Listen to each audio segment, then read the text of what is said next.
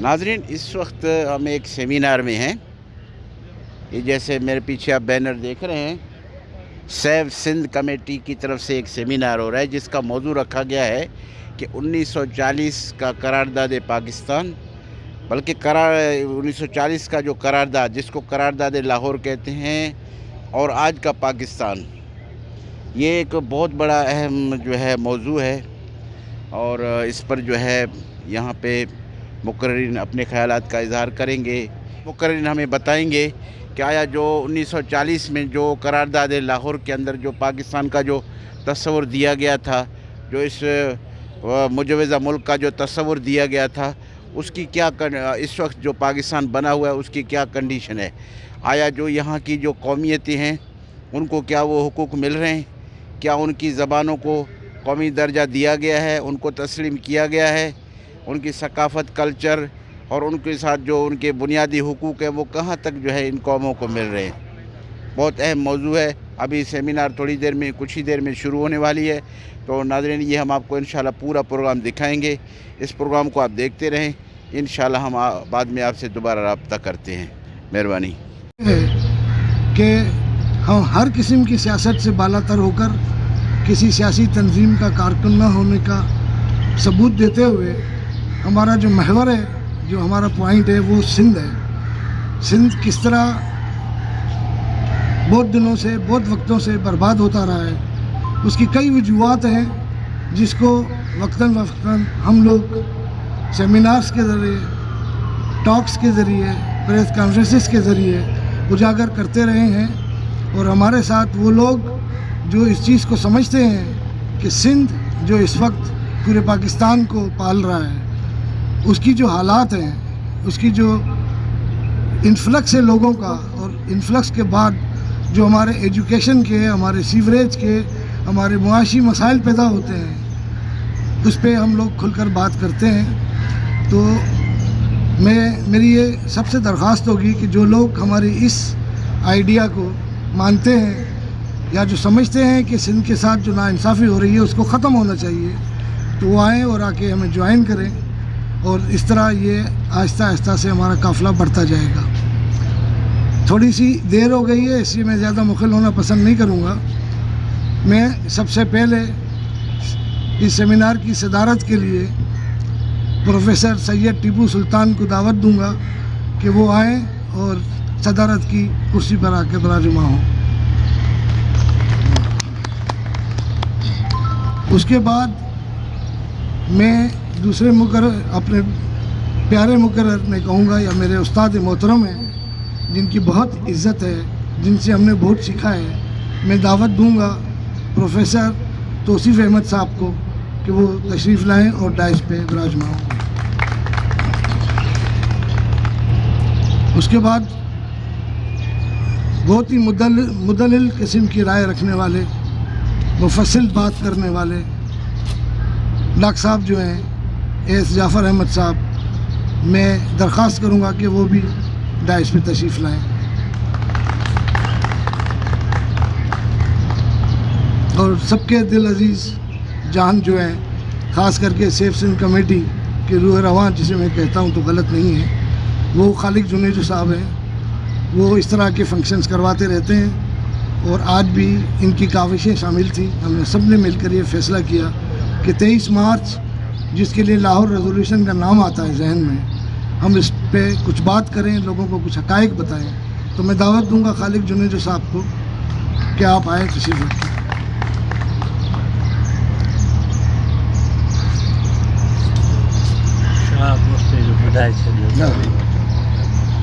हाँ, हमारे एक और मुकर्रर थे, शहाब ओस्तो साहब, एडवोकेट हैं। उनकी तबीयत नासाज थी, लेकिन उन्होंने वादा किया था कि वो पूरी भरपूर कोशिश करेंगे कि वो आज इस फंक्शन में आए। लेकिन अफसोस है कि उन बेचारे की तबीयत कुछ नासाज ही रही, तो इसलिए वो आज नहीं आएंगे। तो उनका नाम लेना ज़रूरी था।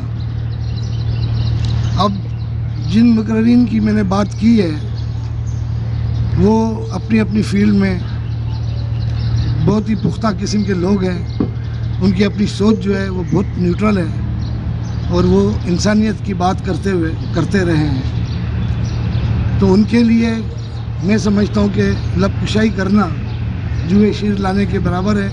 میں زیادہ مخل ہونا پسند نہیں کروں گا اور سب سے پہلے میں دعوت دوں گا پروفیسر توصیف احمد صاحب کو کہ وہ آئیں اور اپنے خیالات کا اظہار کریں.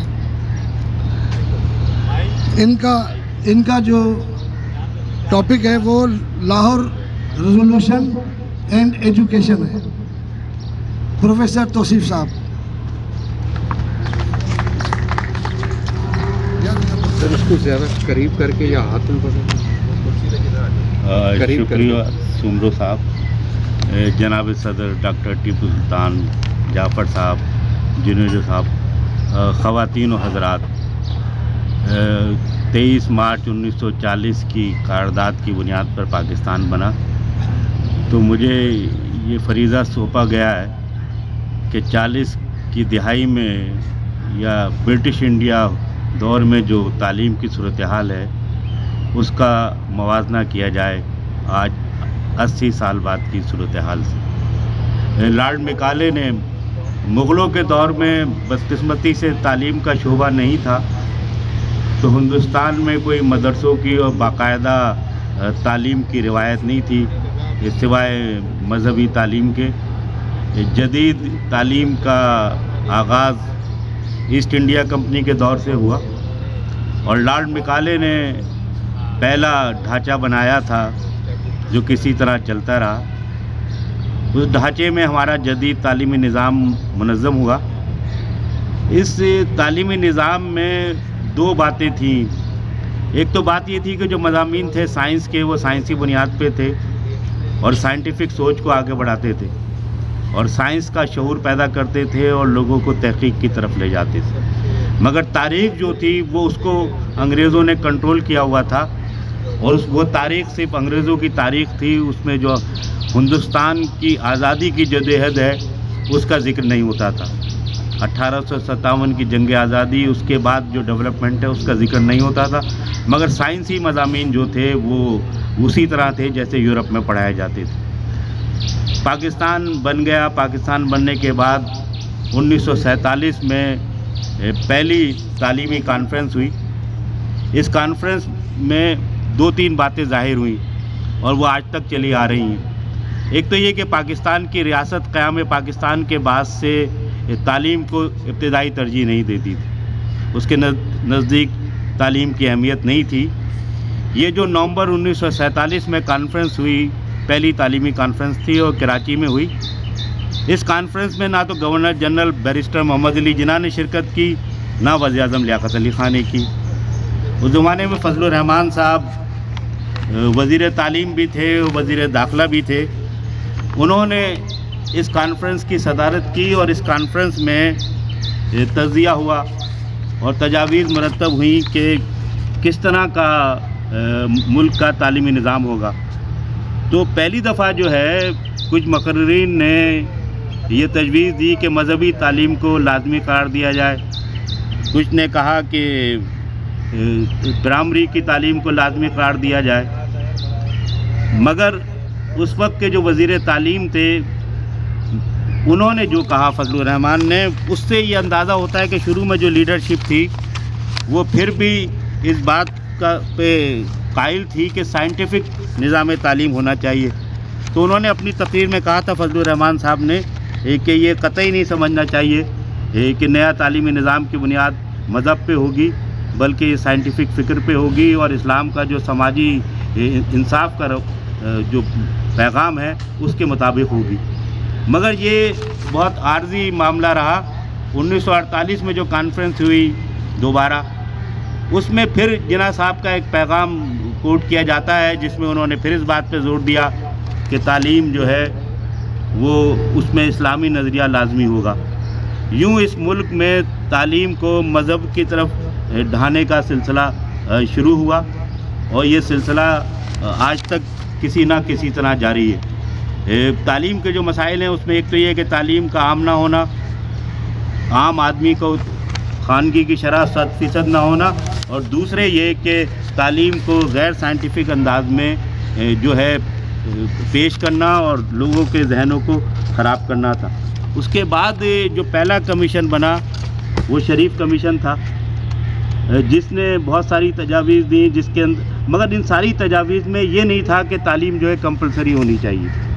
یہ عجیب بات تھی کہ پاکستان اس وقت بھی تعلیمی طور پہ بہت پسماندہ تھا، دنیا کی جو لسٹ تھی اس کی آخری اس میں تھا جہاں پرائمری تعلیم کی شرح بھی کم تھی، مگر شریف کمیشن میں بہت ساری باتیں کی گئیں، نجی شعبے کو شامل کرنے کی بات کی گئی، پرائمری ایجوکیشن کی بات کی گئی، مگر یہ بات کہیں یہ بھی کہی گئی کہ پرائمری تعلیم کو لوکل گورنمنٹس کے حوالے کیا جائے، مگر یہ بات مجھے کہیں نظر نہیں آئی جس میں یہ بتایا جائے کہ تعلیم کمپلسری ہوگی اور ریاست جو ہے وہ تعلیم ہر شہری کے تعلیم کے حق کو تسلیم کرے گی۔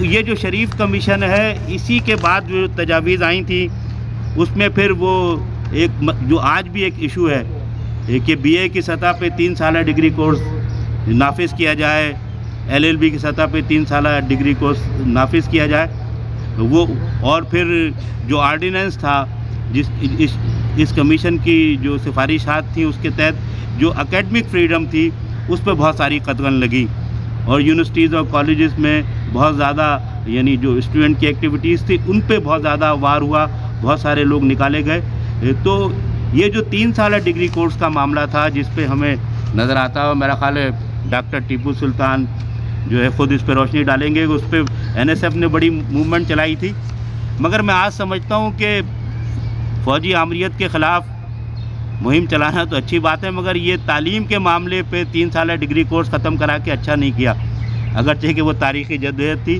کیونکہ اس کے بعد میں بہت نقصان ہوئے اور آج بھی یہ ایشو ہے، مگر یہ سب شریف کمیشن کی رپورٹوں کے ساتھ منسلک تھا۔ اس وقت این ایس ایف کا یہ کہنا تھا کہ تعلیم کو مہنگا کر دیا گیا ہے اور طالب علموں کے لیے 3 سال پڑھنا مشکل ہے، اس لیے 2 سال میں ڈگری دی جائے، اس وقت کے جیسے معاشی حالات تھے، اور ظاہر ہے اس میں کوئی نہ کوئی سوچ و بچار کی بات تو تھی کہ جو اس وقت ملک نیا بنا تھا، مگر یہ بات بھی صحیح ہے کہ پوری دنیا کے نظام سے ہم پیچھے ہٹ گئے تھے، تو اس کے نتیجے میں جو ہے وہ پھر دوبارہ 2 سالہ ڈگری کورس آیا، مگر یہ کہ 100% خواندگی کا معاملہ حل نہیں ہوا، وہ اسی طریقے سے رہا کہ تعلیم جو ہے سرکار کچھ اسکول کالج سرکار قائم کرتی رہی اور شہروں کے اندر نجی شعبے کے حوالے کر دیا گیا، یوں نجی شعبے کی سرمایہ کاری شروع ہو گئی۔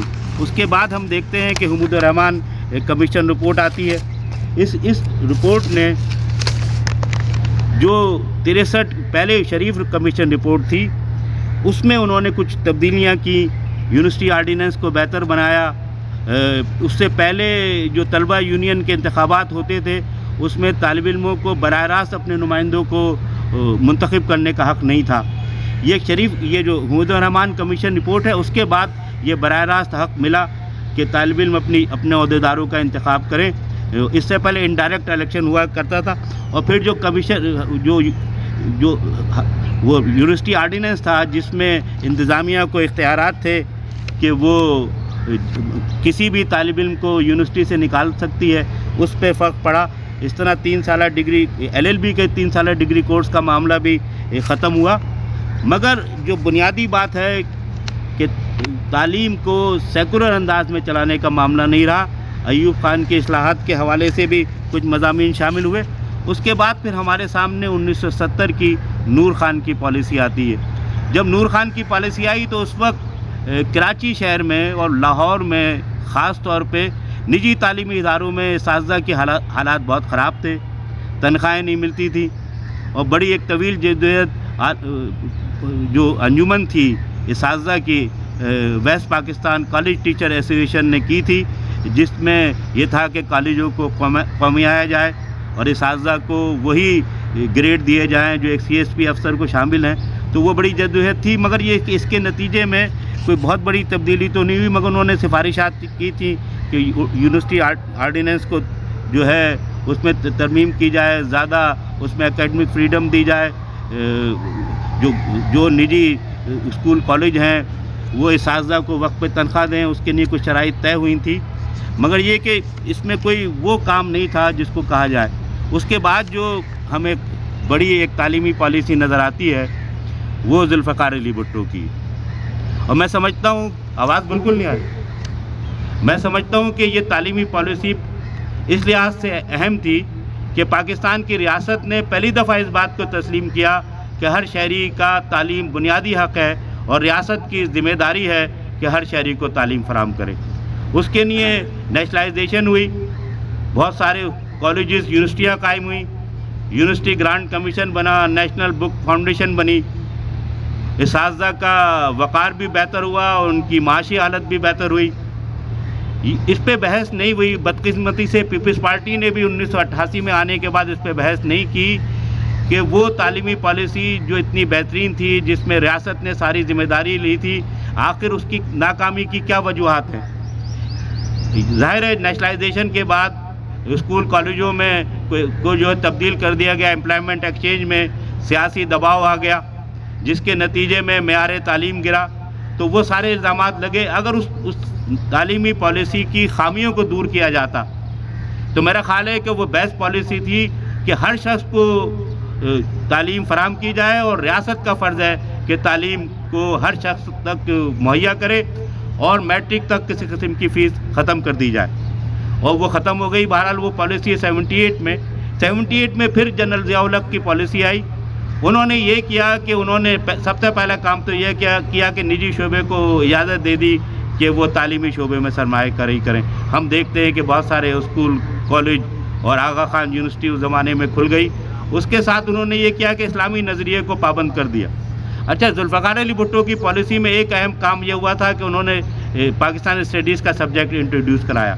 اس سے پہلے پاکستان اسٹڈیز نام کا کوئی سبجیکٹ نہیں تھا، اور میرا خیال ہے ڈاکٹر جعفر اس پہ روشنی ڈالیں گے. اس سے پہلے جغرافیہ اور تاریخ اور سوک پڑھائی جاتی تھی، مگر اس کے بعد پاکستان اسٹڈیز کا سبجیکٹ آیا جس میں پاکستان کی تاریخ بیان کی گئی اور اس پہ خاصی ڈیبیٹ رہی. اس زمانے میں جو دانشور تھے وہ کہتے تھے کہ پاکستان دراصل مشرق وسطیٰ سے منسلک ہے.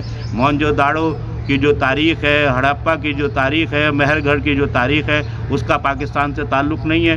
تو اس لحاظ سے پاکستان اسٹڈیز کی شکل بنائی گئی. بعد میں جنرل ضیاء الحق نے اس میں اسلامی نظریہ نافذ کر دیا، اور یہ نہ صرف نافذ کر دیا بلکہ سائنس میں بھی اسلامیات کو داخل کر دیا.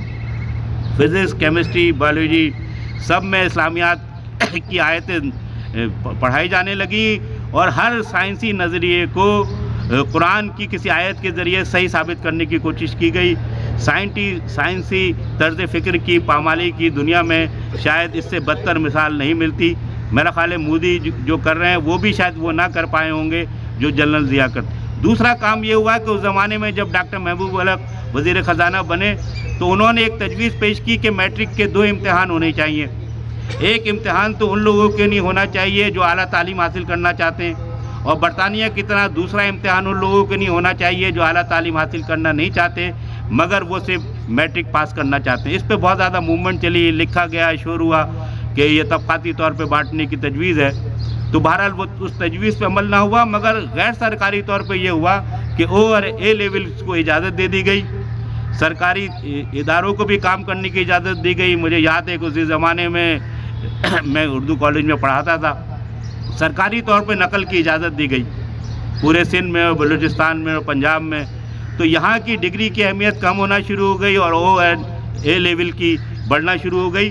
اس وقت یہ محسوس نہیں کیا گیا کہ اصل جو ان کا مقصد تھا کہ تعلیم کو طبقاتی طور پہ بانٹنے کا، وہ اس میں کس حد تک کامیاب ہوئے اور تعلیم کا معیار گرا.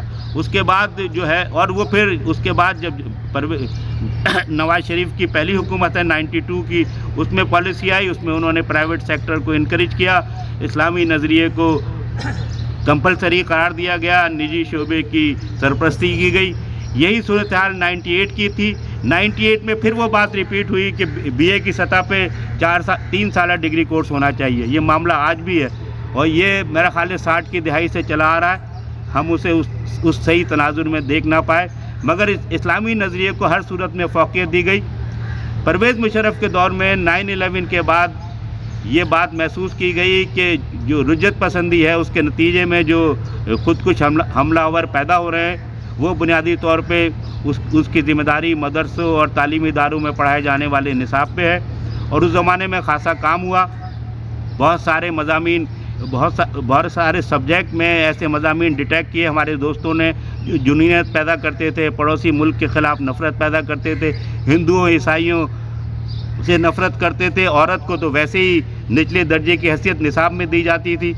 तो वो एक कोशिश थी, वो फिर 18वीं तरमीम के बाद ये हुआ कि उसके निसाब की तब्दीली हुई, मगर अब वो फिर सूरत हाल दूसरी तरफ है। मिसाक़ जमहूरियत का एक फ़ायदा ये हुआ कि उसमें एक शिक शामिल की गई 25A, और 25A में रियासत ने फिर इस बात को तस्लीम किया कि तालीम रियासत की ज़िम्मेदारी है। उससे पहले जनरल ज़िया के दौर से ये डॉक्ट्राइन थी कि मैट्रिक तक की तालीम तो रियासत की ज़िम्मेदारी है, बाकी मेरिट पे मिलेगी या सेल्फ फाइनेंस स्कीम पे मिलेगी। तो 25A जो है वो बहुत वाज़ेह है इस बारे में कि हर शख्स को तालीम का हक़ है, और रियासत की ज़िम्मेदारी है कि हर शख्स को जहाँ तक वो तालीम हासिल करे उसे तालीम दिलाए। मगर जहाँ 18वीं तरमीम की बहुत सारी और शिकों पे अमल नहीं हुआ है, वहाँ 25A अमली तौर पे नज़र नहीं आती। अब 18वीं तरमीम के बाद ये सूबों को जब निसाब बनाने का मामला मिला था तो सिंध में और बलूचिस्तान में खासा काम हुआ था, और उसमें जो तारीख़ का मज़मून है और जो उर्दू का मज़मून है, जो अंग्रेज़ी का, सिंधी का, उसमें हमारे दोस्तों ने कोशिश की थी कि उस मवाद को ख़ारिज कर दे जो नफ़रत पैदा करते हैं, जो साइंटिफिक अप्रोच को रोकते हैं। जो फ़िज़िक्स केमिस्ट्री में जो आयात का मामला था उन्हें भी हज़फ करने की बात की गई थी, और शायद निकाली भी गई कि साइंस को साइंस रहने दिया जाए। मगर फिर इमरान खान ने आके एजेंडा दिया कि एक निसाब होना चाहिए, और वो दोबारा निसाब को दोबारा इस्लामाबाद ले गए। ये 1835 में जो लॉर्ड बिकाले का निज़ाम आया था उस वक्त से मरकज़ निसाब बना रहा था, और 2010 तक मरकज़ निसाब बनाता रहा। तो उसका जो अंजाम है हमने देखा कि ये मुल्क आज फिर तबाही का शिकार है। 2010 से तब्दीली आई थी कि सूबों ने निसाब बनाना शुरू किया था, और एक अच्छी तब्दीली थी कि निसाब को हर कौम की, हर सूबे की सकाफ़त के मुताबिक तब्दील किया जाए, उसमें उसकी सकाफ़त, उसकी तहज़ीब के बारे में मज़ामीन शामिल किए जाएँ। मगर फिर दोबारा ये कोशिश हो रही है, और वो खासे कामयाब हुए हैं, और सिंध हुकूमत ने भी उस पर शायद हथियार डाल दिए हैं कि दोबारा निसाब इस्लामाबाद से बनेगा, और उसके अंदर वो कोशिश कर रहे हैं कि वही निसाब हो जो फिर रुजत पसंदी को वो करे, और सूबे जो है जो कदीम कौमें हैं उनकी सकाफ़त, तहज़ीब, उसको भी पामाल किया जाए, और दूसरे साइंटिफिक अप्रोच को ख़त्म किया जाए। वो किसी सूरत में भी ना जमहूरियत के बारे में सबक मैंने नहीं पढ़ा किसी निसाब की किताब में। ये अब हमारे दोस्तों ने 2010 के बाद शामिल कराने की कोशिश की थी कि जमहूरियत क्या होती है और जमहूरियत का डेवलपमेंट क्या होता है, या ये कि समाज का इर्तिक़ा क्यों होता है, और समाज के इर्तिक़ा के समाज किस किस तनाज़ुल से गुज़र के आज ये इस समाज तक पहुँचा है। ये एवोल्यूशन की थ्योरी जो है हमें नज़र नहीं आती। तो ये जनरल ज़िया के दौर से हुई, उससे पहले कहीं ना कहीं जिक्र होता था।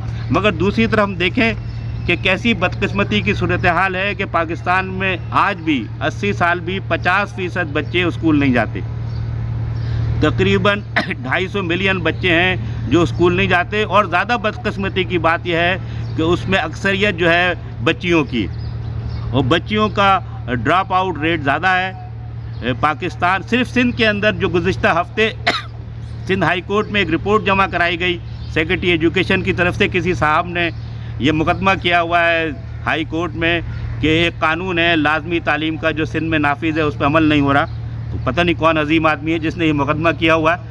तो उसके जवाब में सेक्रेटरी एजुकेशन को अपना जवाब जमा कराना पड़ा, और उन्होंने खूबी से जवाब जमा कराया। उन्होंने कहा 6000 स्कूल तो बंद हैं और 7000 फंक्शनल नहीं है।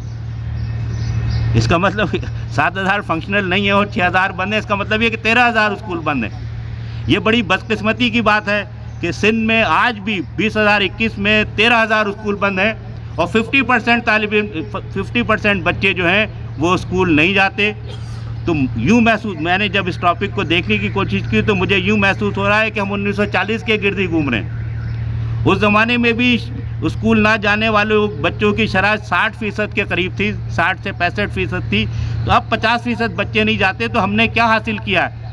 हम सिर्फ भारत से, श्रीलंका से पीछे नहीं है, सिर्फ अफ़गानिस्तान से आगे हैं। तो मजमूई तौर पे हम तालीमी मामले में पसमानदा है। पाकिस्तान की किसी भी यूनिवर्सिटी का शुमार दुनिया की जो 500 यूनिवर्सिटीज़ में नहीं होता। ना पाकिस्तान के तालिब इल्मों की तादाद किसी मुल्क में बहुत ज़्यादा है। अभी जो नए फिगर आए थे कि अमेरिका में या तो भारत के तालिब इल्म पढ़ते हैं या चीन के तालिब इल्म, पाकिस्तानियों की वो हैसियत नहीं है, ना वो कम्पीट कर पाते हैं। तो हम तालीमी निज़ाम में पीछे हैं। اب ہمیں غور کرنا چاہیے کہ ہم ایٹم بم بنائیں، ہر مہینے میزائل چھوڑنے کی خبریں جاری رکھیں، یا تعلیمی طور پہ پسماندہ رہیں اور یہ صدی مزید پسماندگی میں گزر جائے۔ یہ سوچنے کا کام آپ تمام لوگوں کا ہے کہ جس سطح پہ بھی خواندگی کی شرح بڑھانے میں رکاوٹ پیدا ہو رہی ہے، اس کی رکاوٹ کے لیے کس طرح ہم آگاہی پیدا کر سکتے ہیں۔ شکریہ۔